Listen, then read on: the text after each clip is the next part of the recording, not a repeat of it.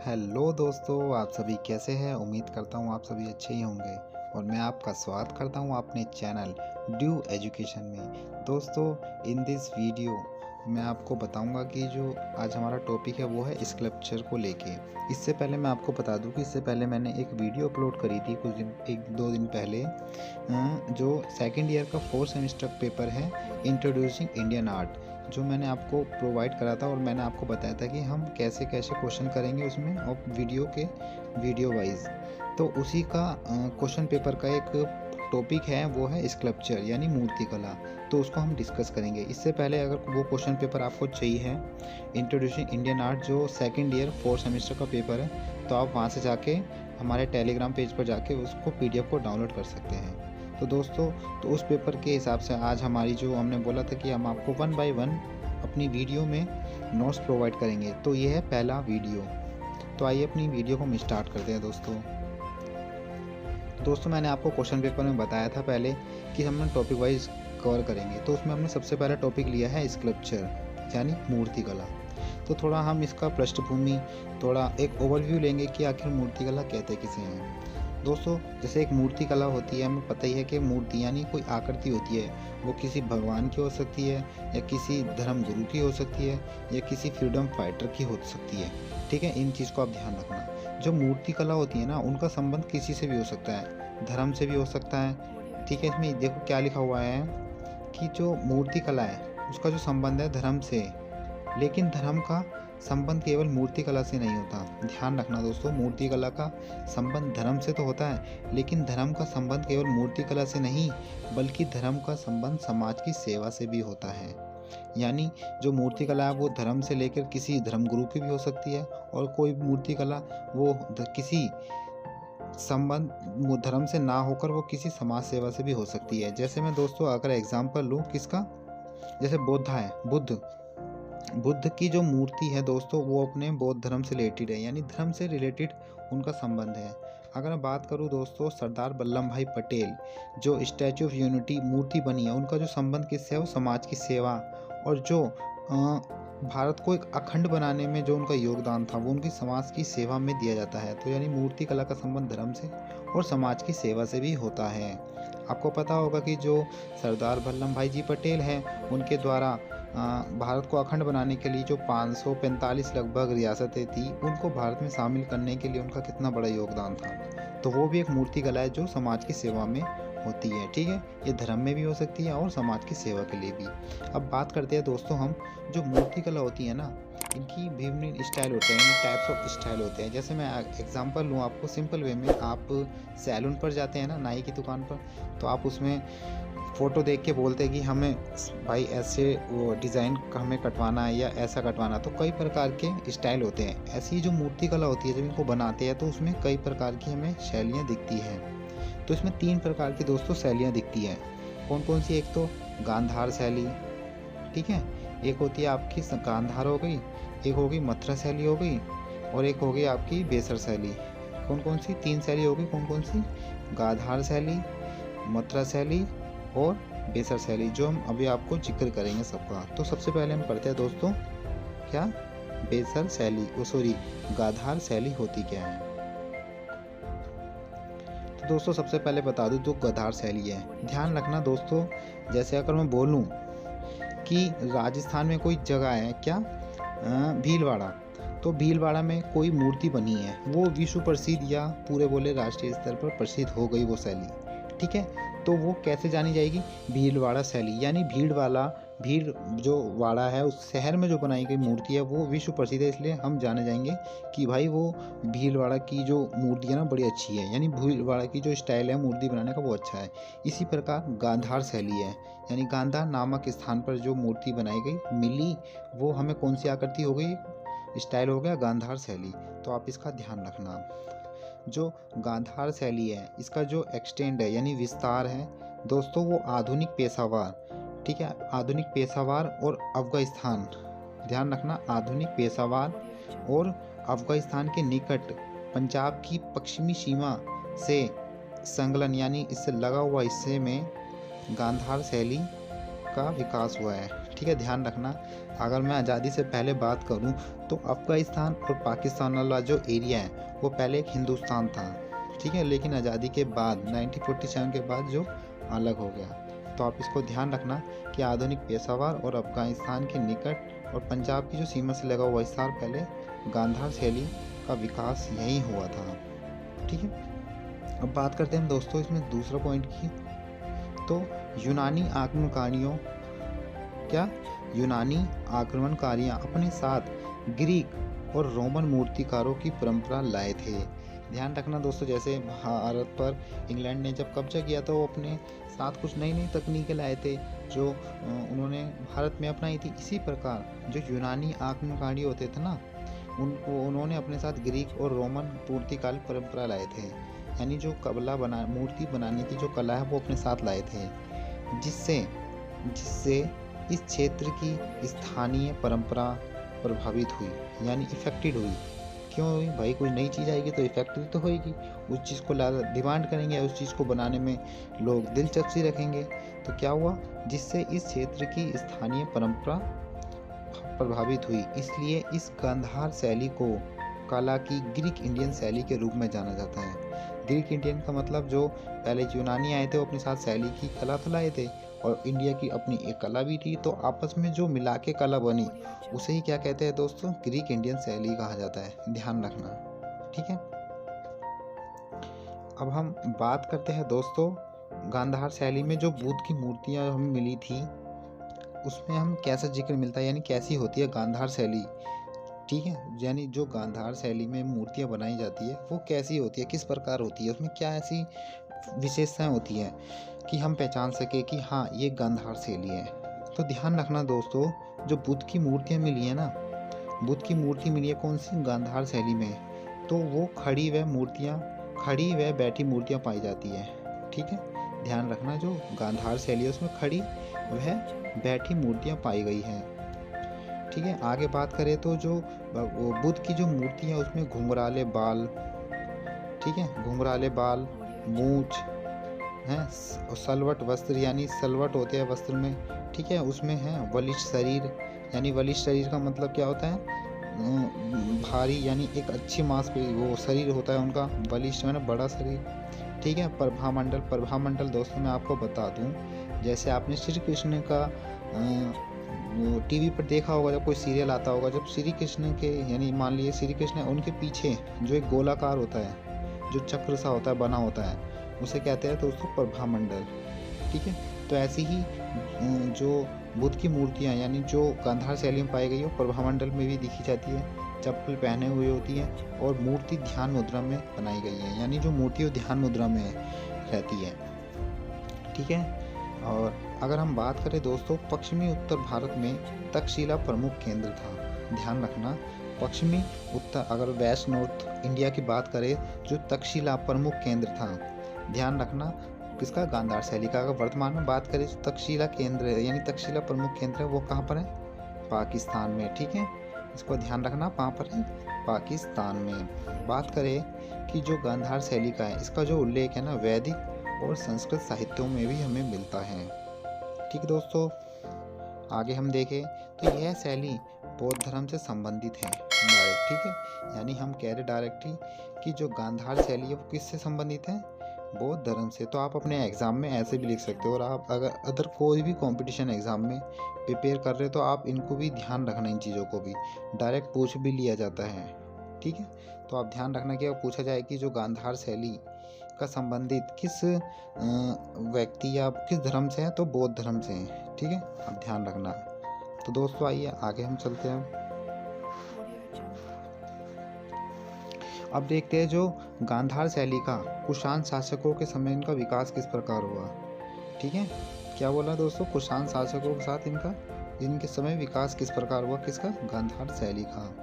तो कुषाण शासकों के समय इनका विकास चरम सीमा पर रहा। चरम मतलब एक अत्यधिक, मतलब ज़्यादा से ज़्यादा इनका विकास रहा। किनके काल में? कुषाण शासक के काल में, ठीक है। प्रारंभिक में बात करें तो प्रारंभ में गांधार शैली में मूर्तियाँ मिट्टी, चूना वह प्लास्टर से बनाई जाती थी। ध्यान रखना, किससे बनाई जाती थी? मिट्टी, चूना वह प्लास्टर से बनाई जाती थी, लेकिन वो नाजुक होने के कारण टूट जाती थी। इसलिए नई शैली आई, यानी बाद में एक नई शैली का विकास हुआ।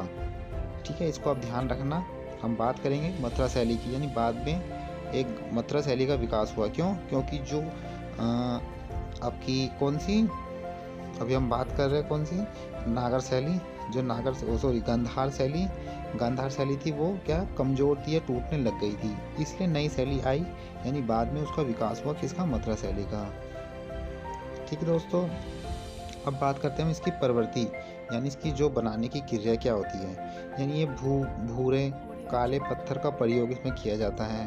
ठीक है, यानी इसमें जो प्रवृत्ति क्या रहता है, प्रोसेस क्या रहता है इसको बनाने में, इसमें भूरे काले पत्थर का प्रयोग किया जाता है। इसे घूसर नीले पत्थर भी कहा जाता है। ध्यान रखना दोस्तों, क्या इसमें भूरे काले पत्थरों का उपयोग किया जाता है और इसे ही घूसर नीले पत्थर भी कहा जाता है। ठीक है, इस शैली में बौद्ध की बैठी प्लस खड़ी और पद्मासन व ध्यान मुद्रा यानी यौन मुद्रा आदि में मूर्तियां बनाई गई थी। यानी जो इस शैली में जो मूर्तियां पाई गई थी बौद्ध की, वो बैठी मुद्रा में थी, यानी बैठी हुई थी, खड़ी में भी पाई गई थी और एक पद्मासन यानी ध्यान मुद्रा में भी इनकी पाई गई थी ये मूर्तियां। ठीक है, इसमें क्या दोस्तों, इसमें रोमा देवी की भी मूर्ति बनाई गई थी। ध्यान रखना, रोमा देवी की मूर्तियां भी बनाई गई हैं। यह शैली अपोलो देवता से प्रभावित थी। यानी कहीं जो गांधार शैली है, इसमें अपोलो जो देवता है उनकी भी छवि देखने को मिलती है हमें, किसमें? गांधार शैली में। तो आपको ये बातें याद रखनी है दोस्तों। अब बात करते हैं हम दोस्तों क्या, मथुरा शैली। मथुरा शैली क्यों आई दोस्तों, मैंने बताया था पीछे की जो गांधार शैली थी वो कमज़ोर, यानी बनाने में कच्ची मिट्टी है या कमज़ोर किया जाता था। तो इसके बाद कौन सी शैली आई? मथुरा शैली। तो मथुरा शैली का हम बताते हैं इसका क्या रिलेवेंस था। ठीक है, तो इसका जो विस्तार था वो पहली और दूसरी ईस्वी की बीच की अवधि में यमुना नदी के किनारे हुआ। ध्यान रखना दोस्तों कि जो इसका विस्तार है पहली और दूसरी ईस्वी पूर्वी की बीच की अवधि में यमुना के किनारे हुआ। मथुरा शैली की मूर्तियाँ उस समय की सभी तीन धर्म, यानी जो मथुरा शैली की जो मूर्तियाँ उस समय के जो तीन धर्म थे, कौन? बौद्ध, जैन और हिंदू धर्म की कहानियाँ और चित्रों से प्रभावित हैं। ध्यान रखना, अगर बोला भी चाहे आपसे कि जो मथुरा शैली किन तीन धर्मों से प्रभावित थी, बौद्ध, जैन और हिंदू धर्म की कहानियों व चित्रों से प्रभावित थी। यह मूर्तियां मौर्य काल में मिली थी। ध्यान रखना, जो मथुरा शैली की जो मूर्तियां हैं वो कब मिली थी हमें? मौर्य काल, यानी जिसे हम एशियन टाइम में मौर्य काल का पीरियड पढ़ते हैं ना, उसमें पाई गई थी, जो यक्ष मूर्तियों पर आधारित थी। ठीक है, ध्यान रखना, यक्ष मूर्तियों पर आधारित थी।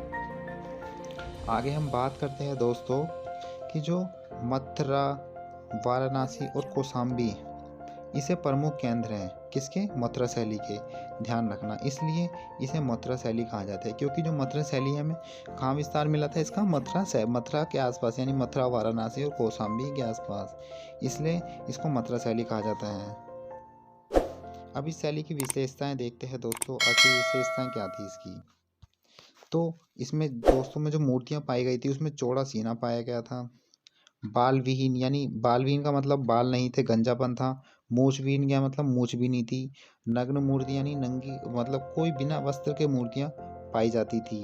ठीक है, इस शैली में अधिकतर जो मूर्तियों में बायां हाथ आसनस्थ है, यानी जो मूर्ति पाई गई है इसमें जो हमारा बायां हाथ है वो एक ध्यान मुद्रा में है। जैसे हम उंगली ले लेते हैं ना, अंगूठा और जो तर्जनी उंगली होती है हमारी, उसको हम दोनों एक साथ ले लेते हैं और नीचे जो तीन उंगलियां बैठी रहती हैं आसन में हम ले लेते हैं उसको, और दाएं हाथ को अभय मुद्रा में उठाए हुए और कपड़ा बाएं कंधे पर होता है। जैसे आपने देखा होगा ना कि जब वो टीवी पे सीरियल में देखा होगा, जब भगवान आशीर्वाद देते हैं, यानी जो ऋषि मुनि होते हैं बैठकर आशीर्वाद देते हैं, हाथ उनका ऊपर रहता है और एक ध्यान मुद्रा में हाथ रहता है, तो उसमें ठीक है ऐसी मूर्तियां पाई गई थी और कंधे पर बाल होते थे। यह पूर्णतः भारतीय शैली है, यानी जो मथुरा शैली है पूर्णतः भारतीय शैली है, लेकिन जो गांधार शैली है वो कौन सी है? ग्रीक इंडियन शैली। ठीक है, ये मैंने आपको बताया था। अब बात कर लेते हैं कि मूर्तियों में चित्रधारी लाल श्वेत पत्थरों या बलुआ पत्थरों का प्रयोग किया था। यानी जो मथुरा शैली में जो मूर्तियां पाई गई हैं उसमें चित्तीदार लाल श्वेत पत्थर और बलुआ पत्थरों का प्रयोग किया जाता है।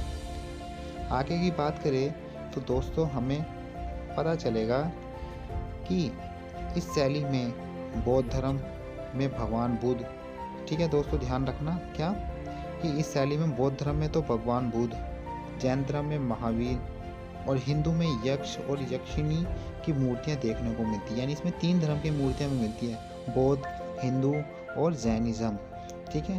यानी भगवान बुद्ध, भगवान महावीर और यक्ष यक्षिणा की मूर्तियां देखने को मिलती हैं, ठीक है। अब दोस्तों हम बात करते हैं जो मूर्ति कला की तीसरी शैली है, कौन, अमरावती, ठीक है दोस्तों क्या, अमरावती, ये तीसरी शैली है। पहली कौन सी, नागर शैली, ठीक है। दूसरी कौन सी दोस्तों, सॉरी पहली दोस्ती कौन सी, गांधार शैली, ठीक है ध्यान रखना। पहली कौन सी, गांधार शैली। ये जो नागर है ये बेसिकली मंदिर के स्टाइल होते हैं, ठीक है, जैसे मूर्ति कला के स्टाइल है ना वैसे मंदिर के। तो ध्यान रखना पहली शैली कौन सी, गांधार, दूसरी आपकी मथुरा और तीसरी है अमरावती, तो इसको आप ध्यान रखना। तो अमरावती का हम बढ़ते हैं, कहाँ से इसका विस्तार था, तो इसका विस्तार उत्तर भारत के दक्षिणी भाग में, ध्यान रखना दोस्तों, उत्तर भारत के दक्षिणी भाग में इसका विकास हुआ सातवाहन शासक के संरक्षण में। यानी जो अमरावती का विकास हुआ है यानी उत्तर भारत के दक्षिण भाग में यानी आंध्र प्रदेश में, तो इनका विकास हुआ। इनका जो प्रोटेक्शन कर रहे थे वो कौन थे, सातवाहन जो शासक थे, दक्षिण भारत में एक डायनेस्टी थी, तो वहाँ पर इनका संरक्षण किया जा रहा था, जो कृष्ण नदी के किनारे हुआ है। कृष्ण नदी कहाँ पर है दोस्तों, आंध्र प्रदेश में, इसको भी ध्यान रखना आप, ठीक है।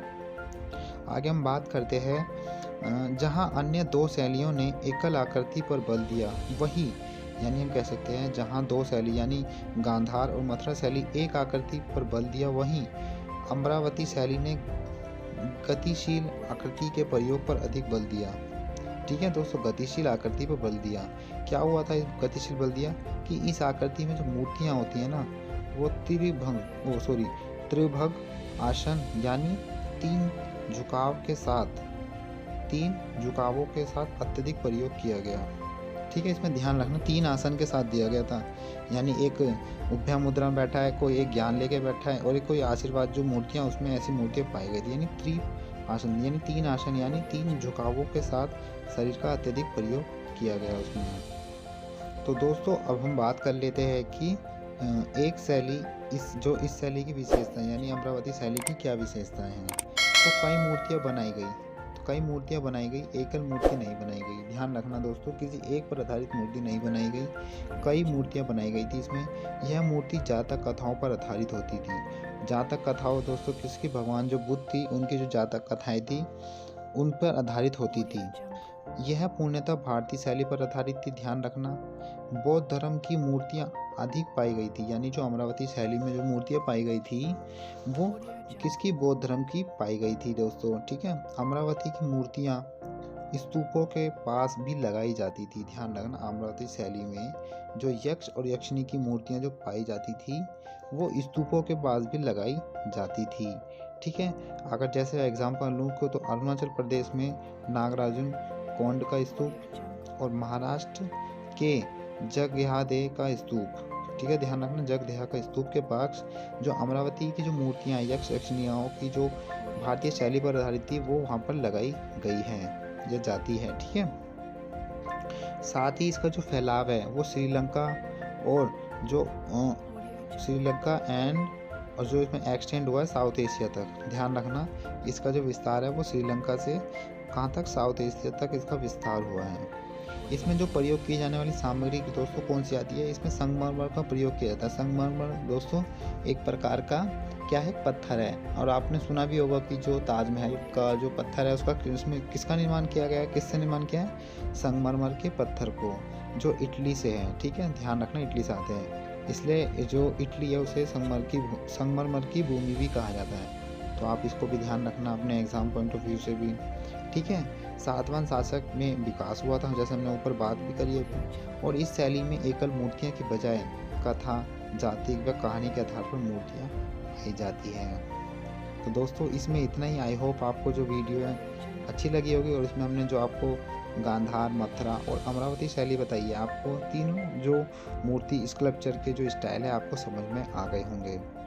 तो आपको दोस्तों वीडियो अच्छी लगी हो तो प्लीज़ अपना फीडबैक वीडियो के कमेंट बॉक्स में ज़रूर दें। और ऐसे ही जो हम अपने क्वेश्चन वाइज पेपर के हिसाब से वीडियो अपलोड करेंगे, तो वो आपको वीडियो अगर चाहिए तुरंत आपको चाहिए तो उसके लिए आपको सब्सक्राइब करने के साथ साथ बेल आइकन को दबा लीजिए, ताकि जो वीडियो की नोटिफिकेशन आप तक तुरंत सबसे पहले पहुंच जाए। तो दोस्तों बाय बाय, टेक केयर।